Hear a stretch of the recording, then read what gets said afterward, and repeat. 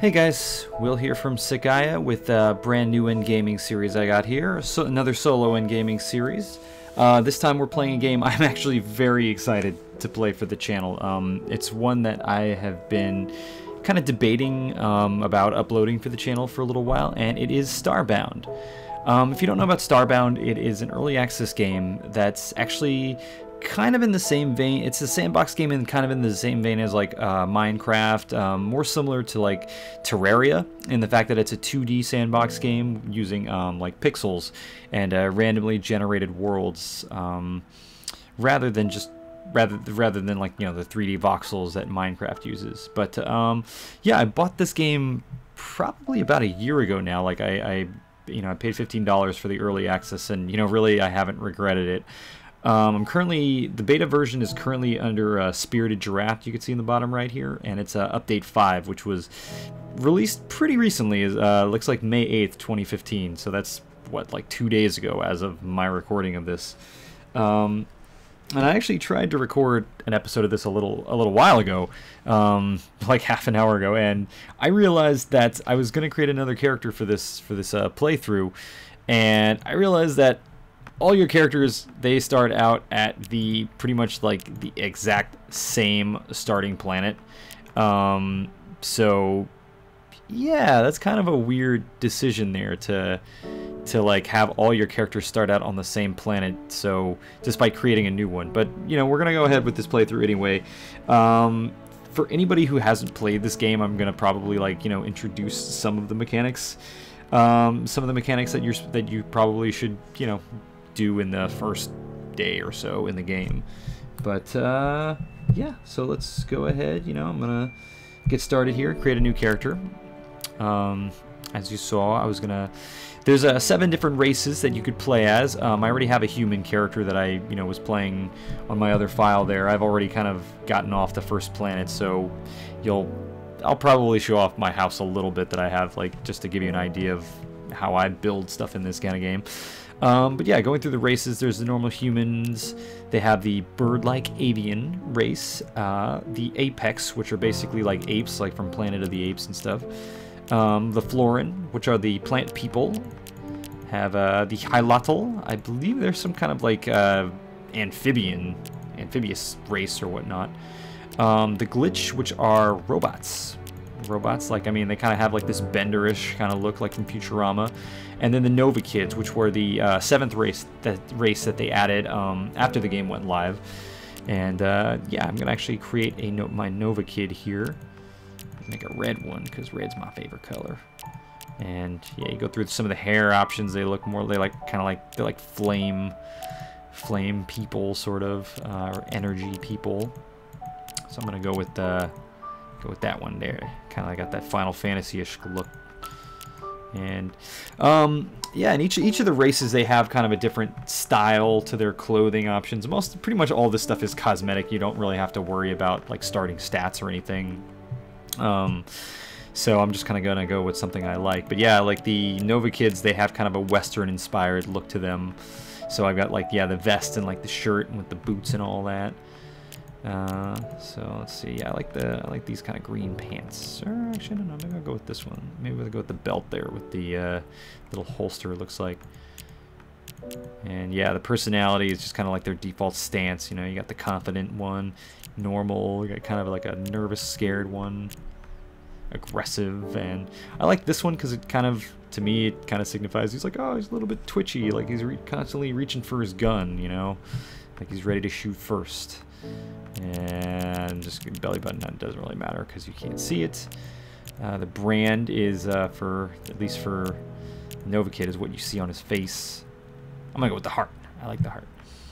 And because I like red, I'm gonna just make his shirt like this blood red. And yeah, pants, maybe I'll stick with like kind of blue jeans look there. Yeah. And let's change the name to Sin Zero. Yes. And there's 3 difficulty levels to starting the game. So casual is basically when you die, you only lose pixels. Pixels are kind of like a currency in the game. You earn them for killing monsters, and I believe for selling things. I'm not really too sure. I haven't gotten too far into the game, to be honest. But yeah, when you die on casual mode, you only lose pixels when you die. Normal mode, you lose pixels and drop your resources on death, which to me, I'm oh man, it's like I get very nervous about that because I'm a hoarder. So I'm kind of like nervous about doing it on normal mode. Hardcore is basically, yeah, like it says, when you die, your character is dead. You can no longer play a file with this character, which I guess, I mean, if you're basically like stuck with one starter planet, that kind of makes sense. But yeah, I guess for the sake of this playthrough, let's go with normal. So if I die, there are real consequences to it. I lose my stuff. So let's do it. And yeah, as you can see, my other character here, Victoria, but we're gonna go with Sin Zero. Let's do it. Alright, so as you can see, I'm in my ship here, and I already have a new quest. Big Bang. I don't remember how I got here. My ship's been damaged. I'll need to repair the ship's thrusters and patch up the hull. I get 500 pixels as a reward, no items. So let's accept that. And yeah, as you can see, you know, you kind of use the WASD keys to run around, jump around, but you can also control, like, you also have a mouse wheel, so that kind of affects which way you're looking usually when you're aiming things. Let's go open up the ship's computer. And yeah, my ship-based artificial intelligence lattice, otherwise known as SAIL. So it's my ship's AI, which is represented by a horse, or a unicorn as he was. And he's kind of fucked up, so I'm going to go ahead and reboot his AI. And that activated my ship. So the lights are on. You can see my ship is kind of like this locomotive, you know, like a steampunk inspired sort of look to it, because that's the way the Nova kids roll. So boot initialized. New super user acquired. Hello, thanks for that. I am Sail, and I'll be helping you out. I've restored the backup power for you. The thrusters and FTL drive are still offline. We should start by enabling your matter manipulator. Your matter manipulator is an awesome way of interacting with the world. I can try to enable it for you. Let's do it. And that is the matter manipulator. It's basically how you kind of start out interacting with the tiles and the objects around the world. As you can see, it's kind of a 4x4 square. You know, you can kind of like, this is how you'll basically be doing things like mining and putting up, you know, placing tiles and objects in the world. Hold shift to also activate, like, you know, the single pixel, and, like, you know, left clicking with the mouse will kind of like mine tiles in the foreground, and the right clicking will mine tiles in the background. So I don't really want to mine my ship because I'm not sure what'll happen if I put a hole in my hull. But anyway, the matter manipulator enables you to pick up, move, and collect objects and materials. So the big thing that we have to do right now for our quest is repair our ship's thrusters. So what we need to do for that is get 20 core fragments from the planet below. And to do that, you have to enable the teleporter first. I can turn on the ship's short-range teleport. It'll take you down to the planet below. Be careful down there. So we'll do that. And it'll give me a new quest. Tutorial 1, a flash of light. The first thing I should do is check the ship's locker. At the very least, I'll need a flashlight, but there should be some other supplies in there too. And that'll give me my some starting items, including got a flashlight, about 10 torches there, and if you've played Minecraft or Terraria, you know exactly what those objects are. And for the Nova, normally you start out with a couple of melee weapons, but Nova kids get some trusty revolvers. You get a rusty revolver and a Red Rider rifle. And both of these are ranged weapons, so I'm going to take all of that. And yes, Tutorial 1, a flash of light is complete, so now we can go down to the planet. And it gives me another quest already. And as you can see, one of the things that I've found a little bit annoying about the game is that how many windows kind of pop open, you know, during this game. I mean, the funny thing is you could still walk around and run around, but yeah, it'll like pop open an insane amount of windows that you can move around and stuff. But Tutorial 2, Shop Class. Time to make a crafting table. I should beam down to the planet and use my matter manipulator to fell trees for wood. Then press C to open my crafting menu and see what I'll need. Alright, so I have my flashlight hotkeyed up here to number 1. Also take some torch. Actually, I'll put the torches in number 1. Put the flashlight in number 5. I'm going to put the revolver in my hands right now. And the Red Rider I'll put in number 6. So all these numbers up here are hotkeys. You can basically hit any of the number keys to sort of like right away equip those weapons or equip like whatever object you have. The nice thing about some of these too is like for example, the revolver here is a one-handed weapon, which I can also equip with a flashlight, so I can aim and I can light up areas and shoot at the same time, which is pretty neat. So let's go down to the planet and take a look. And for Spirited Giraffe, they had added this nice sort of like loading screen. So like it says, like I said before, this is the exact same planet that I started on with Victoria. And so as you can see, I've already kind of like, I have some mine shafts here that kind of go down into the planet and kind of show off my house a little bit since it's already dark here. But anyway, this is the kind of the house that I built right off the bat, using a lot of the wood that I kind of got for trees. And yeah, so essentially what you have to do is you have to like start out building tools, like a crafting table here. You could build a furnace later on. You know, there's lockers and stuff for item storage. You could build a bed, anvil, all this stuff, which we'll get to. So, but for the sake of this playthrough, I'm gonna go and like do all this stuff for myself. So I'm gonna go wander away from my home. Ooh, enemies. Not dangerous, apparently. All right, so you got the world here. Oh. Uh-oh.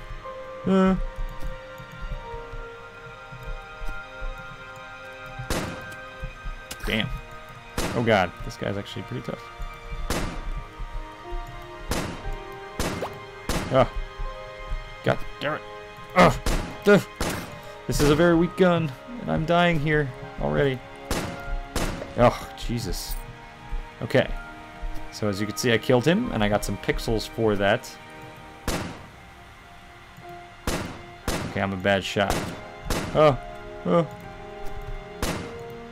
Man, this gun is very weak. So as you can see, I'm about to die here. So let's just do this. I'm going to try and get some. So as you can see, you use left click and you can pick up tiles. So right now what I'm doing is I'm collecting dirt blocks. And dirt blocks act as very, very basic tiles. I can use them to build a little shack, which will protect me from creatures at night, because normally when you start the game out, it's during the day. And see, you can basically place tiles anywhere you want in the world. And see, I've already built kind of like a basic little house here. And what I could do also is I could use the right click button to put a wall in the background here, as you can see. I didn't really have enough tiles to put in that much of a wall, but you can kind of see there's a bit of a wall back here. And like, for example, bah, bah. Yeah, see. But yeah, I also can't get out there. And now it's daytime, so I don't really need this anymore. Yay, for wasting time. So I'm just going to get rid of all of this right here, and we'll kind of start over here with what I was going to do in this playthrough. Oh, it's raining already. Oh, whoops. No. Yeah, let's just take all these dirt tiles, because I mean, having like even having some kind of tileage, like, you know, even dirt tiles becomes useful later on for when you need to make, like, you know, like a bridge or some kind of like a barrier between you and some other monsters and stuff. So got bugs running around. Let's see, there's a randomly generated cave there. All right, let's see if this rifle does any better. Is this monster gonna attack me? Yes, he is. And I'm gonna shoot him first. Oh look, hey, some corn. Learn to craft a corn cob, and I got a corn seed. So you'll find that too. Back before this update, you actually used to have to eat constantly in order to keep your strength up. But fortunately, you don't have to do that anymore. That's one of the more annoying things that I found before in the previous updates. All right, so these are matter manipulator, and I'm gonna get some unrefined wood here, 15. So press C to open up your crafting menu, and this is kind of what you're greeted with. When you don't have a table or anything, you have some basic recipes that you start with. Most of the stuff is pretty basic, like making torches, wooden platforms, a hunting bow, which actually, it used to be really useful for turning monsters into meat that you could cook with the campfire here. Band-aids right now, I could probably use one, so I should probably create it, but I don't have what I need. You can hover over an ingredient to kind of see what you need there. Like, I need 4 plant fibers for every 1 band-aid. But for now, I want to make a crafting table. So what I need for that is 35 wooden planks, which I can make here.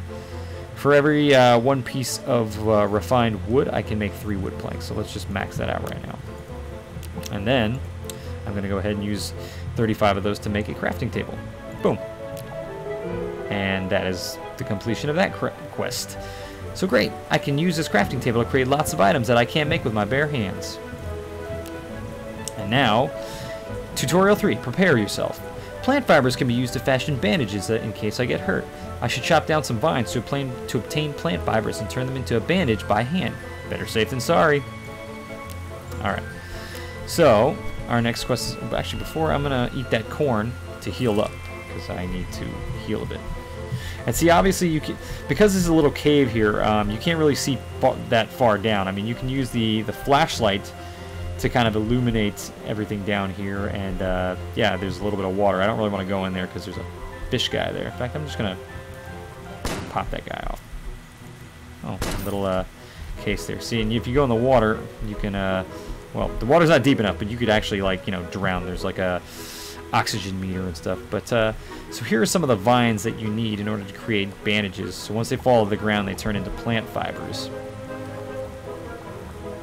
Some of that, some of that. I'm gonna place a torch here too, just because I can't really.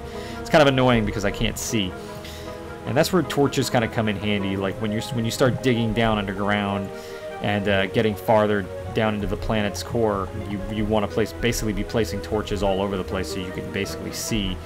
And the nice thing about this game is it allows you to place torches a little farther away than you actually are, thanks to that matter manipulator. Alright, so now I see there's also some coal down here too, which I'm gonna try to mine out because I can make more torches with that. Yeah, I see there's a good amount of coal up here, so let's try to get up there and mine that out too. Yeah, this takes a little while. I mean, just like in Minecraft, you know, you can make like you can make sort of different objects that will allow you to mine faster. The pickaxe, for example, and there's even things like high-powered drills that I've seen in videos that you can get later on as well. But for now, you know, it'll suffice to just kind of use my matter manipulator to mine out the small stuff, like mostly dirt, cobblestone, and the coal. Oh yeah, there's some right here too. Let's get that out of there. And I should probably start thinking about, yeah, making a little bit of a shelter. And I mean, one little trick that you could do too, instead of just having to like build a whole shelter, you know, up here on the surface, is that, you know, you can just kind of take some dirt. There you go. You made a little abode for yourself, and you know, you can basically be like, hey, I'm gonna call this place home for the next couple of minutes until next time when I'm gaming.